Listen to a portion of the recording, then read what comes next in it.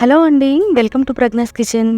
గారెపిండి మిక్సీలో పట్టినా కూడా చాలా క్రంచీ అండ్ సాఫ్ట్గా రావాలంటే ఈ వీడియోని స్కిప్ చేయకుండా చివరి వరకు చూసేయండి. ఈ గారె అయితే అచ్చం ఉడిపి స్టైల్ గారెలాగా పైన క్రంచీగా అలాగే లోపల చాలా సాఫ్ట్ అండ్ ఫ్లఫీగా వచ్చింది. మీరు కూడా ఈ రెసిపీ ఫాలో అయ్యారంటే మీకు కూడా ఇలాగే వస్తుంది.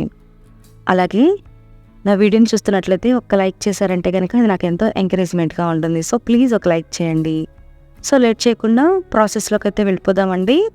ముందుగా నేను ఇక్కడ ఒక గిన్నె తీసుకున్నానండి. ఈ గిన్నెలోకి 1 గ్లాసు మినపగుళ్ళని ఇందులోకి వేసుకోవాలి.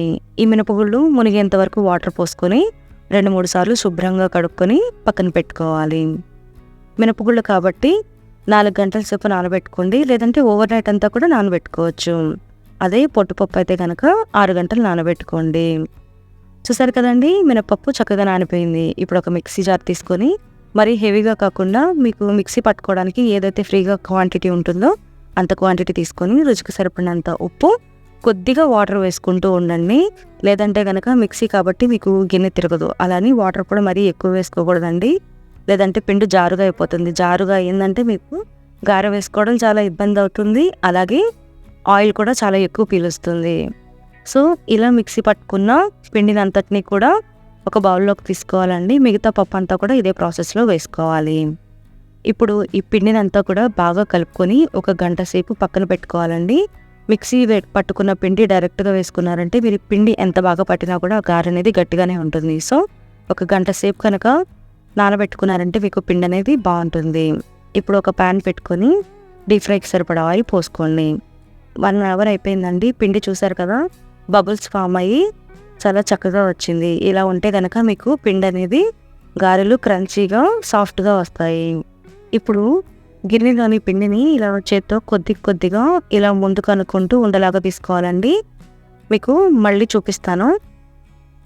ఈ విధంగా చేసుకున్న తర్వాత మన చేతులతో కొంచెంగా పిండిని ఇలా చేసుకుంటూ బౌల్కి ఇలాగ లాక్కొచ్చారంటే మీకు ఉండ అనేది రౌండ్గా వస్తుంది. సో అలా రౌండ్గా వచ్చిందంటే ఆటోమేటిక్గా మీకు గారె రౌండ్గా వచ్చేస్తుంది. చూస్తారు కదా, ఈ విధంగా ఒక క్యారీ బ్యాగ్ తీసుకొని తడంటించుకొని ఇలా చేశారంటే మీకు గారె చక్కగా వస్తుంది.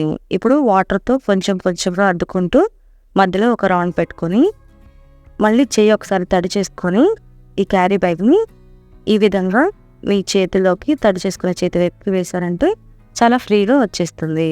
ఇప్పుడు గారెలు అన్నిటినీ కూడా ఒక్కొక్కటిగా మీ ఈ పెట్టుకున్న ప్యాన్లో ఎన్నైతే గారెలు పడతాయో అన్నీ వేసుకోండి ఒక్కొక్కటిగా. ఈ గారెలు వేసుకున్నంతసేపు స్టవ్ని సిమ్లో పెట్టుకోవాలండి. లేదంటే కనుక మనం గారెలు వేసేసే టైంకి ఫస్ట్ వేసుకునే మాడిపోయి లాస్ట్ వేగకుండా ఉంటాయి. సో వేసేంత వరకు సిమ్లో పెట్టుకొని తర్వాత కనుక మీరు హైలో పెట్టుకున్నారంటే గారెలు అన్నీ కూడా ఒకే కలర్లోకి వేగుతాయి, టేస్ట్ కూడా బాగుంటుంది. ఈ విధంగా గారెలన్నిటినీ కూడా ఒకసారి తిప్పుకొని గోల్డెన్ కలర్ వచ్చేంత వరకు వీటిని ఫ్రై చేసుకుంటూ ఉందాము. చూసారు కదండి, ఈ గారెలు అన్నీ కూడా వేసుకోవడం చాలా ఈజీ. ఈ విధంగా పిండి పట్టుకున్నారంటే చూసారు కదండి, గారెలన్నీ కూడా చక్కగా ఫ్రై అయిపోయినాయి. ఇప్పుడు వీటిని ఒక ప్లేట్లోకి తీసుకొని పక్కన పెట్టుకుందామండి. మనకి ఈ గారె పిండి వేసుకోవడానికి పప్పు అనేది ఖచ్చితంగా జిగురు ఉండాలండి. జిగురు ఉంటేనే మీకు గారెలు అనేది ఈ విధంగా వస్తాయి. కొత్త పప్పు అయితే కనుక మీకు గారె పిండిలో జిగురు అనేది ఉంటుంది. పాత పప్పులో మీకు జిగురు అనేది ఉండదు. ఇక్కడైతే కనుక ఈ వీడియోకి నేను డబుల్ హార్స్ మినపగుళ్ళు తీసుకున్నానండి. ఎందుకంటే డబుల్ హార్స్ మినపగుళ్ళలో జిగురు అనేది చాలా ఎక్కువ ఉంటుంది. ఫస్ట్ టైం గారెలు ట్రై చేసే వాళ్ళైనా సరే కూడా చాలా బాగా వస్తుంది. చూసారు కదా, గారెలు అనేది చాలా చక్కగా వచ్చినాయి. సో నేను చూపిస్తున్న టిప్స్ ఫాలో అవుతూ కనుక మీరు గారెలు ప్రిపేర్ చేసుకున్నారంటే కనుక మీరు గారెలు అనేవి ఇంకెప్పుడు బయట కొనరండి. నిజం చెప్తున్నాను, అంత టేస్టీగా కూడా ఉంటాయి. మరి నా వీడియో కనుక మీకు నచ్చినట్లయితే ప్లీజ్ లైక్ చేయండి, షేర్ చేయండి, సబ్స్క్రైబ్ చేసుకోవడం మాత్రం అస్సలు మర్చిపోకండి.